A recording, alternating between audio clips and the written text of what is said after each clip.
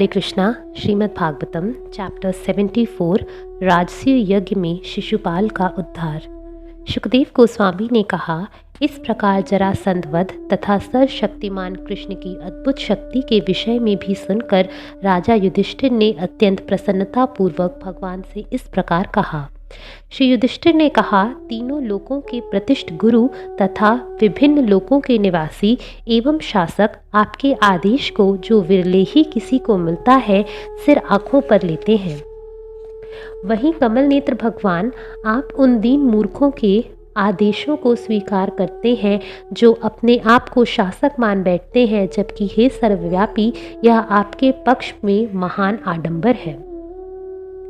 किंतु वस्तुतः परम सत्य परमात्मा अद्वितीय आदि पुरुष का तेज उनके कर्मों से ना तो किसी प्रकार बढ़ता है ना घटता है, जिस प्रकार सूर्य का तेज उसकी गति से घटता बढ़ता नहीं है।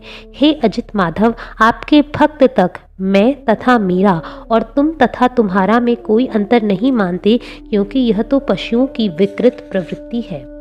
सुखदेव गोस्वामी ने कहा, यह कहकर राजा युधिष्ठिर ने तब तक प्रतीक्षा की जब तक यज्ञ का उपयुक्त समय निकट नहीं आ गया। तब उन्होंने भगवान कृष्ण की अनुमति से यज्ञ कराने के लिए उन उपयुक्त पुरोहितों का चुनाव किया जो कुशल विद्वान थे। उन्होंने कृष्ण द्वैपायन, भरद्वाज, सुमंत, गौतम तथा असित के साथ ही वशिष्ठ, च्यवन, कण्व, मैत्रेय, कवच तथा त्रित को चुना। उन्होंने विश्वामित्र, वामदेव, सुमति, जैमिनी, क्रतु, पैल तथा पराशर एवं गर्ग, वैशंपायन, अथर्व, कश्यप, भौम्य, भृगुवंशी, परशुराम, आसुरी, वितिहोत्र, मधुच्छंदा, वीरसेन तथा अकृत व्रण को भी चुना।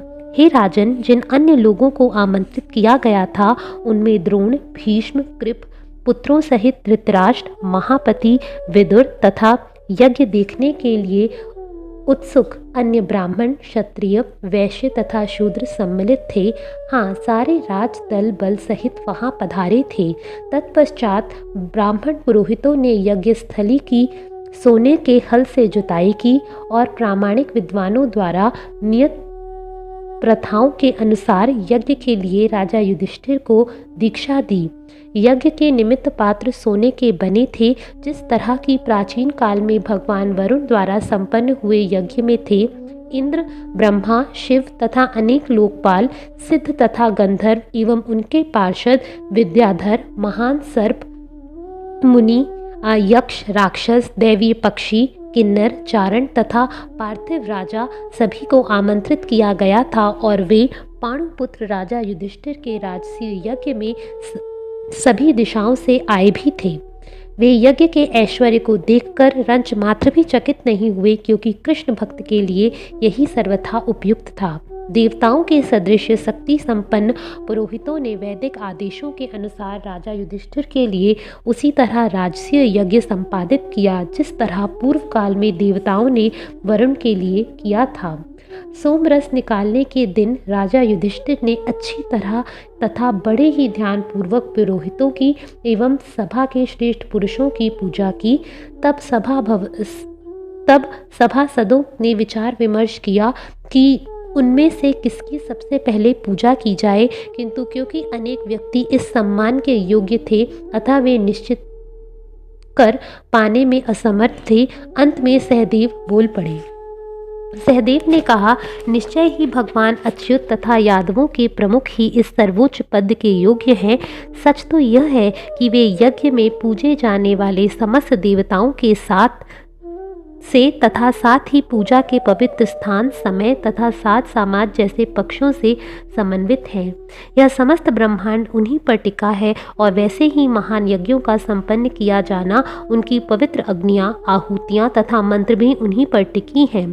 सांख्य तथा योग दोनों ही उन अद्वितीय को अपना लक्ष्य बनाते हैं। हे सभासदों, वह अजन्मा भगवान एकमात्र अपने पर निर्भर रहते हुए इस जगत को अपनी निजी शक्तियों से उत्पन्न करता है, पालता है और विनष्ट करता है। इस तरह इस ब्रह्मांड का अस्तित्व एकमात्र उन्हीं पर निर्भर है।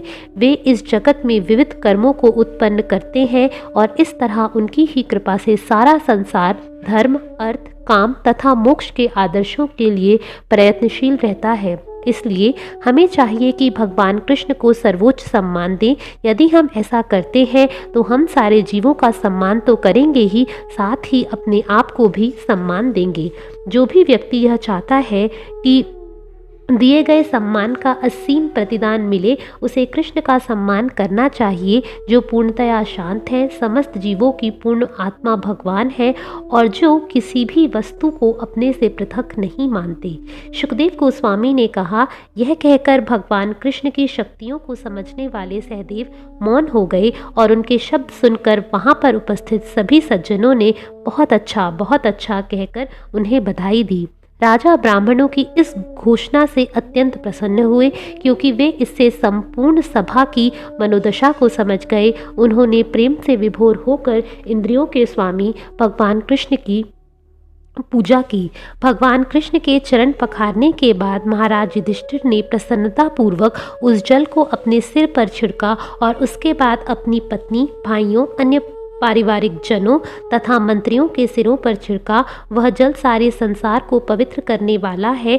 जब उन्होंने पीले रेशमी वस्त्रों तथा बहुमूल्य रत्न जटिल आभूषणों की भेंटों से भगवान को सम्मानित किया तो राजा अश्रुपूरित नेत्र भगवान को सीधे देख पाने में बाधक बन रहे थे। कृष्ण को इस तरह सम्मानित होते देखकर वहां पर उपस्थित प्रायः सभी लोग सम्मान को अपने हाथ जोड़कर बोल उठे, आपको नमस्कार, आपकी जय हो।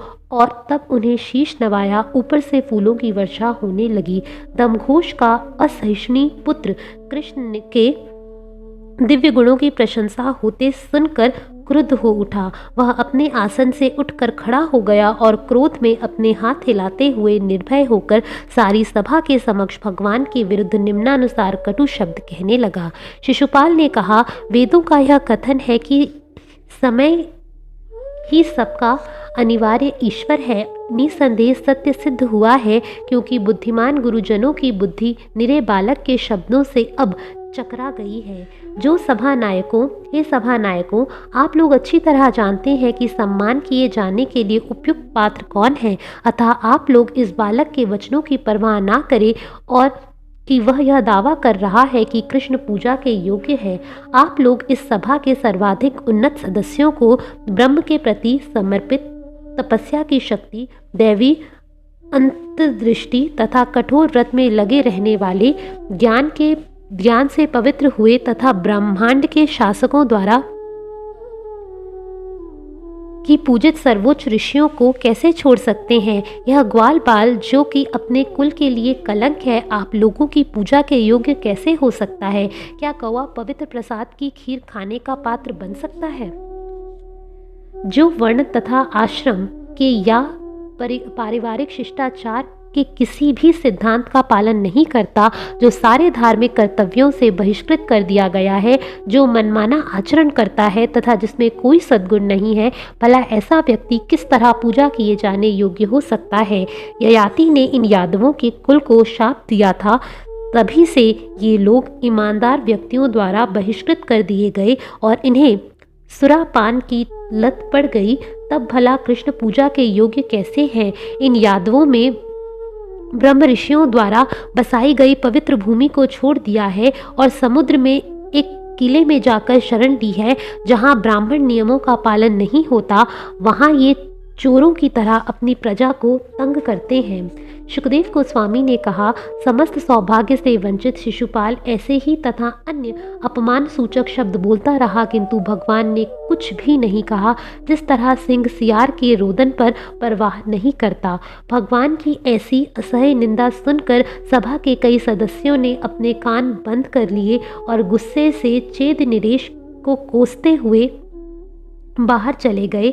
जिस स्थान पर भगवान या उनके श्रद्धावान भक्त की निंदा होती हो, यदि मनुष्य उस स्थान को तुरंत छोड़कर चला नहीं जाता तो निश्चय ही वह अपने पुण्य कर्मों के फल से वंचित होकर नीचे आ गिरेगा। तब पांडु पुत्र क्रुद्ध हो उठे और मत्स्य, कैकई तथा सृजय वंशों के योद्धाओं के साथ वे अपने अपने स्थानों पर शिशुपाल को मारने के लिए तत्पर हथियार उठाते हुए खड़े हो गए। हे भारत, तब शिशुपाल ने किसी की परवाह न करते हुए वहां पर जुटे सारे राजाओं के बीच अपनी तलवार तथा ढाल ले ली और वह भगवान कृष्ण के पक्षधरों का अपमान करने लगा। उस समय भगवान उठ खड़े हुए और उन्होंने अपने भक्तों को रोका।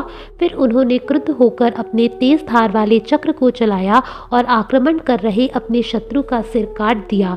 जब इस तरह शिशुपाल मार डाला गया तो भीड़ में से भारी शोर उठने लगा। इस उपद्रव का लाभ उठाकर शिशुपाल के समर्थक कुछ राजा तुरंत ही अपने प्राणों के भय से सभा छोड़कर भाग गए। शिशुपाल के शरीर से एक तेजोमय प्रकाश पुंज उठा और सबों को देखते देखते वह भगवान कृष्ण में उसी तरह प्रविष्ट हो गया जिस तरह आकाश से गिरता हुआ पुच्छल तारा पृथ्वी में समा जाता है। 3 जन्मों से भगवान कृष्ण के प्रति द्वेष में अभिवृद्धि से शिशुपाल को भगवान का दिव्य रूप प्राप्त हुआ। दरअसल मनुष्य की चेतना से उसका भावी जन्म निश्चित होता है। सम्राट युधिष्ठिर ने यज्ञ के पुरोहितों को तथा सभासदों को उदार भाव से उपहार दिए और वेदों में संस्तुत विधि से उन सब का समुचित सम्मान किया। तत्पश्चात उन्होंने अवभृत स्नान किया। इस प्रकार योग के समस्त ईश्वरों के स्वामी श्री कृष्ण ने राजा युधिष्ठिर की ओर से इस महान यज्ञ का सफल समापन करवाया।